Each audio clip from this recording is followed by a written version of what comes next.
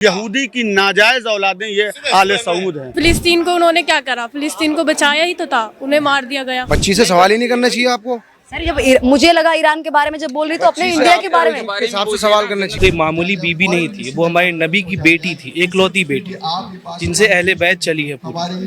तो इन्होंने उनकी कब्र गिरा के एक बहुत ही बड़ा जालिम जैसी हरकतें करी है। बैतुल मुकद्दस जो है वो हमारा पहला किबला है, उसी की असल जंग ईरान लड़ रहा है, इंसानियत की जंग लड़ रहा है ईरान। ये हम ईरान के लिए नहीं कर रहे हैं, ये हम एक उस बेबस कौम के लिए कर रहे हैं जिसको बहुत बेदर्दी से मारा जा रहा है, जिस पे जुल्म हो रहा है। वहाँ शकीरा का डांस करवा रहे हैं और हमारी बीबी हजरत ज़हरा प्रॉफिट की एकलौती बेटी, उसके रोजे को मिसमार कर दिया गया। तो हम शिया का अकीदा है कि वो कायनात में सबसे अफजल औरत हैं। जैसे आप माँ गायत्री को मानती हैं, माँ पार्वती को मानती हैं। नमस्कार, मैं मिसा पाल आप सभी का स्वागत करती हूँ आर्यन न्यूज़ में। इस वक्त मैं मौजूद हूँ जंतर मंतर पे और यहाँ पे जो है वो तमाम शिया मुस्लिम समाज के लोग हैं, प्रोटेस्ट कर रहे हैं। और ईरान और अमेरिका जो इजराइल है उनका युद्ध रुकने का नाम नहीं ले रहा है, थमने का नाम नहीं ले रहा है। इसी बीच में आप देख सकते हैं कि ये लोग हैं कह रहे कि मासूम लोग मारे जा रहे हैं और इन्होंने ईद भी सेलिब्रेट नहीं की थी। और अभी थोड़े दिन पहले की बात है, ज़्यादा दिन नहीं हुए हैं, कि अफगानिस्तान पे पाकिस्तान ने हमला कर दिया था जिसमें 400 लोग मारे गए थे। उस चीज़ को लेकर के लोग यहाँ पे नहीं आए थे, यहाँ पे प्रोटेस्ट नहीं किया था, यहाँ पे धरना नहीं किया था। और ये भी आपने देखा कि कश्मीर में किस कदर तमाम लोग सोना चांदी रुपया पैसा जो भी है वो इकट्ठा करके ईरान भेज रहे हैं। ईरान भेजने के लिए अपनी जो पता नहीं कितने साल पुराने गहने हैं वो ईरान के लिए भेज रहे हैं।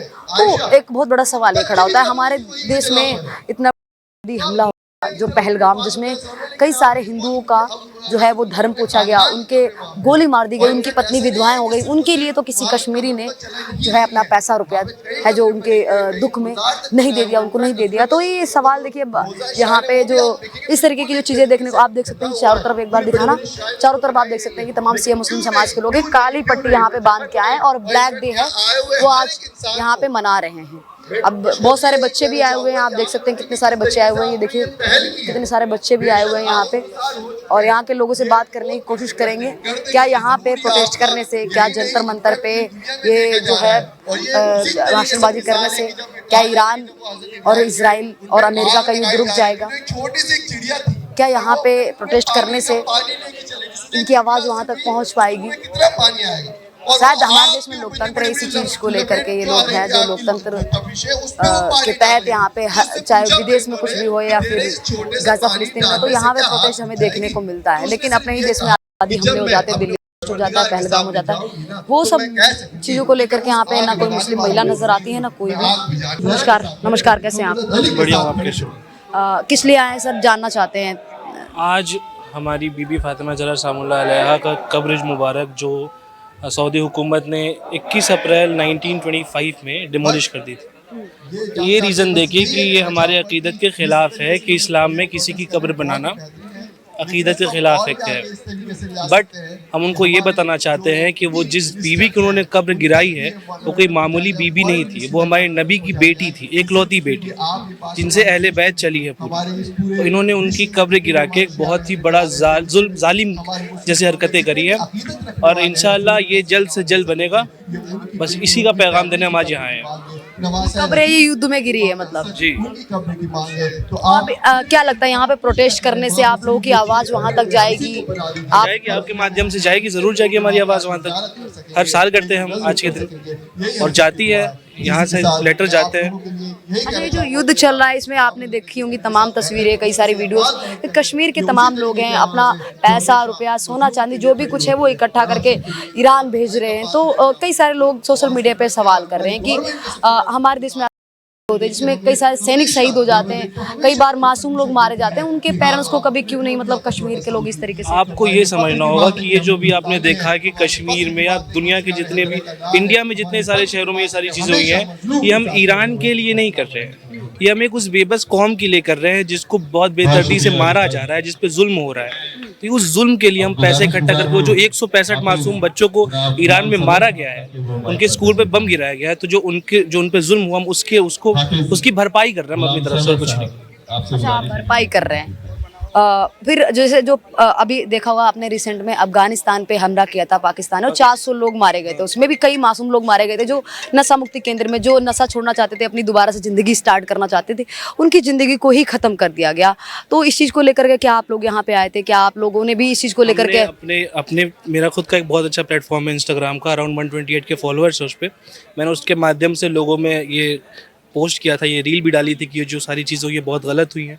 हमने इसके खिलाफ आवाज़ भी उठाई है, प्रोटेस्ट भी किया हमने ऑनलाइन इन सब चीज़ों पे। ईरान ने हमारा कब कब साथ दिया है, क्योंकि जहाँ तक मैंने आर्टिकल्स वगैरह में पढ़ा है कि हमारा जो 72 में युद्ध हुआ था पाकिस्तान के साथ में और 65 में हुआ था, तो ईरान ने उनका साथ दिया था इनडायरेक्टली। ये पता है कि ईरान ने 65 के युद्ध में पाकिस्तान का साथ दिया था, उनको अप्लाई किए थे। बट अगर आप पढ़ोगे, मुझे भी इतना आइडिया नहीं है, बट मैंने जितना पढ़ा तो मुझे भी पता चला है कि ईरान हर वक्त इंडिया के साथ था, हर युद्ध में हो या हर तरीके से ईरान ने इंडिया का साथ हमेशा दिया। और इसका एक जीता जागता सबूत ये भी है कि आप आज ईरान एम्बेसी जाके देखेंगे तो वहाँ सिर्फ और सिर्फ शिया नहीं, सिर्फ और सिर्फ मुसलमान नहीं, हिंदू, मेरे हिंदू भाई वो जाके वहाँ पे डोनेशन दे रहे हैं, वो जाके वहाँ पे उनके जो ईरान के जो वो है वहाँ के एम्बेसडर उनसे मिल रहे हैं, उनसे ताज़ियात पेश कर रहे हैं। तो एक ऐसा खामनाई साहब ने अपना एक बनाया था फिगर जो पूरी एक उम्मत इस आलम इंसानियत जो कहते हैं, जिसे ह्यूमैनिटी कहते हैं, ये पूरा अफेक्ट करके उनकी शहादत। तो ये नहीं है कि जैसे मुसलमानों के वो थे, रहनुमा थे या कुछ थे,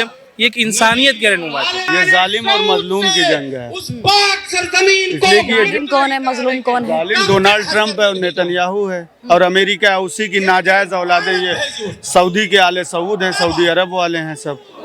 ये सऊदी अरब को काहे गाली दे रहे हैं जनाब? सऊदी अरब उसी की नाजायज औलाद है। आप हिस्ट्री उठा के देखिए, अब्दुल वहाब नजदी जो आइडियोलॉजी और आले सऊद का जो मर्ज कम्बिनेशन हुआ है, और जो इन लोगों से यहूदी जो थे, जो यहूदी थे, यहूदियों से ये यहूदी और यहूदी माँ थी और यहूदी बाप था। सऊदी अरब तो है, वहीं से इस्लाम उत्पन्न हुआ है, वहीं से इस्लाम आया है। वहाँ से कैसे इस्लाम है? इस्लाम प्रॉफिट। तो ये बताइए कि हिंदुस्तान में अच्छे लोग नहीं हैं? अच्छे लोग मानवता इंसानियत के हैं ना पुजारी। यहाँ श्री रामचंद्र जी हुए, तमाम देवी देवता हुए, नहीं हुए? माँ गायत्री हुई। तो वैसे ही हमारे वहाँ सऊदी अरब में देख लीजिए, प्रॉफिट हुए, हुजूर पाक हुए, हुजूर पाक हुए, प्रॉफिट हुए, उनकी बेटी हजरत जहरा हुई, इमाम हसन। हम मानते हैं कि हमारी सबसे पवित्र जगह जो है मक्का और मदीना है, लेकिन उस पे जो काबिज हैं वो ये आले यहूदी की नाजायज औलादें, ये आले सऊद हैं। क्या बात कर रहे हैं? फिर लोग कहेंगे नहीं ये कि रियलिटी आप हिस्ट्री उठा के देखिए ना, कहेंगे नहीं लोग कि मुस्लिम है वो इस समय खुद ही बढ़ता जा रहा है, खुद ही लड़ाई झगड़े वहाँ शकीरा का डांस हो रहा है, आप देख रहे हैं, करोड़ों रुपया दे रहे हैं, वहाँ शकीरा का डांस करवा रहे हैं। और हमारी बीबी हजरत जहरा प्रॉफिट की इकलौती बेटी, उसके रोजे को मिसमार कर दिया गया। प्रॉफिट की इकलौती बेटी के बच्चों को जो 4 मासूम हैं, इमाम मोहम्मद बाकर अलैहिस्सलाम, इमाम हसन मुस्तफा अलैहिस्सलाम, इमाम जाफर सादिक अलैहिस्सलाम, इमाम ज़ैनुल आबिदीन अलैहिस्सलाम, ये 4 हमारे बड़े देवताओं में से इमाम हैं। इनके रोज़ों को और प्रॉफिट की इकलौती बेटी के रोज़ों को मिसमार कर दिया, और तुम शकीरा का डांस करवा रहे हो वहाँ पे। तो आले यहूद की नस्ल हुई कि नहीं हुई? पहले ये बताइए।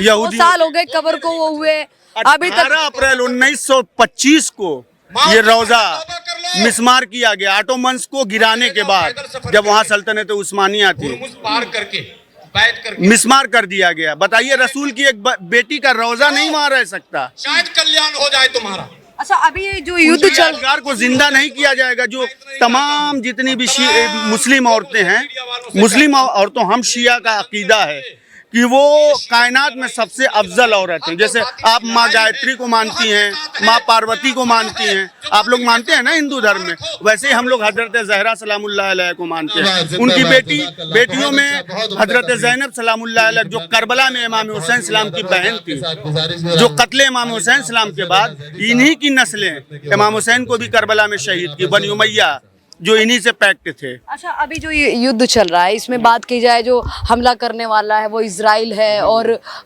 अमेरिका है, ईरान पे हमला किया जा रहा है वो ईरान है, और इसमें जो कहा जाए सऊदी अरब है, इसका तमाम लोग कह रहे हैं कि इस पे तमाम जितने भी इंडिया के मुस्लिम है वो गुस्सा दिखा रहे हैं। गुस्सा क्यों नहीं दिखाएंगे? तुम नाराजगी दिखा रहे हैं। नाराजगी क्यों नहीं दिखाएंगे? बताइए, तुमने अपना बेस दिया है, अपनी जगह दिया है, और बैतुल मुकद्दस जो है वो हमारा पहला किबला है, उसी की असल जंग ईरान लड़ रहा है, इंसानियत की जंग लड़ रहा है ईरान। मजलूमों के हक की आवाज़ है पूरी दुनिया में।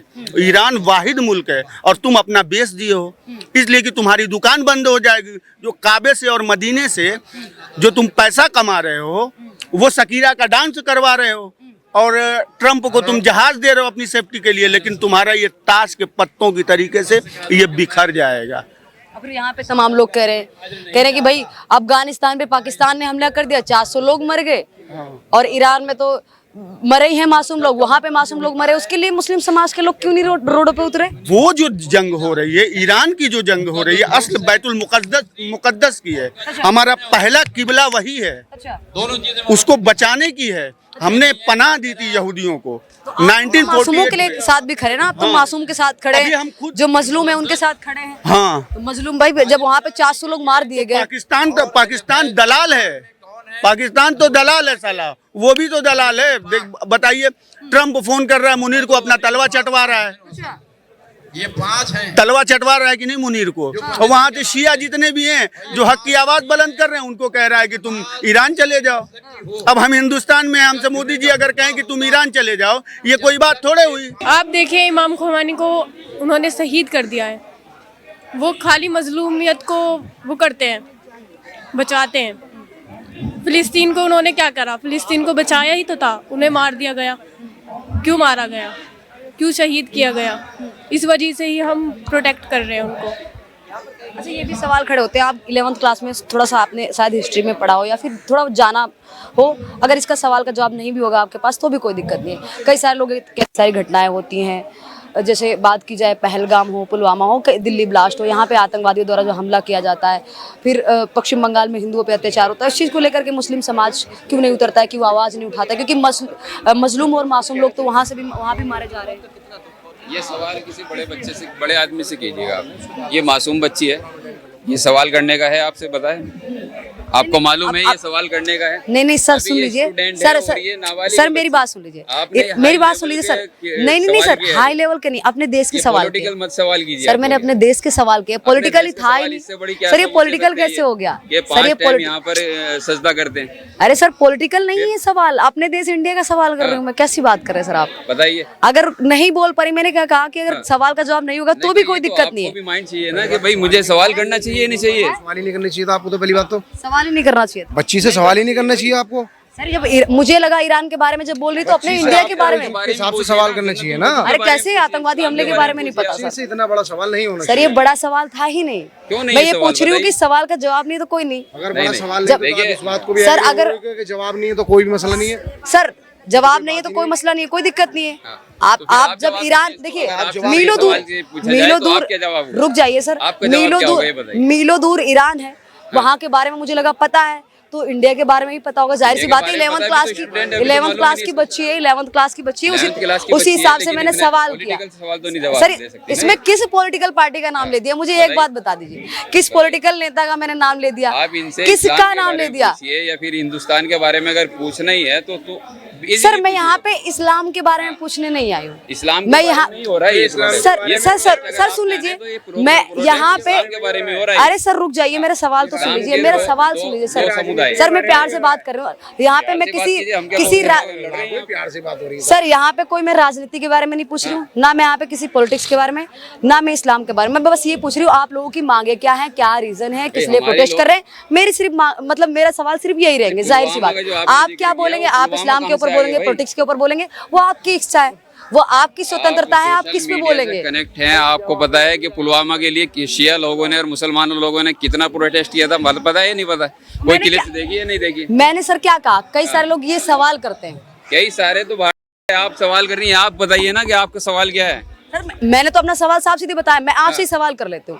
देखिए कई सारे लोग कहते हैं कि ईरान के लिए आप लोग रोड पे उतरे हुए हैं, कई सारे कश्मीरी जो मुस्लिम समाज के लोग हैं वो ईरान के लिए पैसा, रुपया, जेवरात जो भी कुछ है वो दान में दे करके वहाँ पे है जो वो भेज रहे हैं ताकि वहाँ पे मजलूमों की मदद हो सके। अब कई सारे लोग सोशल मीडिया पे सवाल कर रहे हैं कि अपने देश में जब आतंकवादी हमले होते हैं, सैनिकों को मार दिया जाता है, तब ये पैसा रुपया क्यों नहीं निकलता है? ये लोगों का सवाल है, सोशल मीडिया का सवाल है, ये आपसे क्या पैसा रुपया मांगा किसी ने?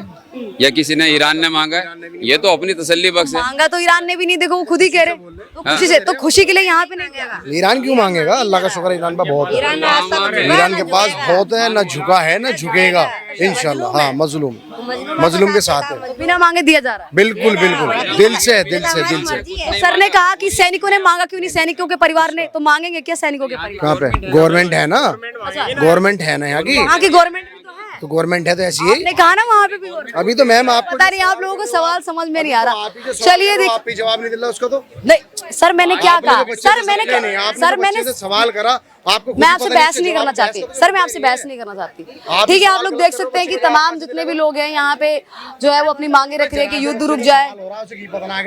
सवाल का जवाब देगी बच्ची को।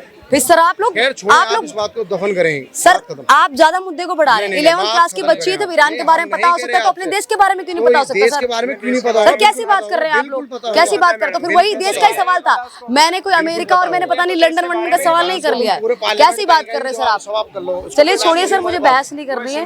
आप लोग भी प्रोटेस्ट करने आए, मैं भी अपना काम करने आई हूँ, मैं अपने काम करने के लिए आई हूँ, ठीक है, तो मैं भी सवाल किया।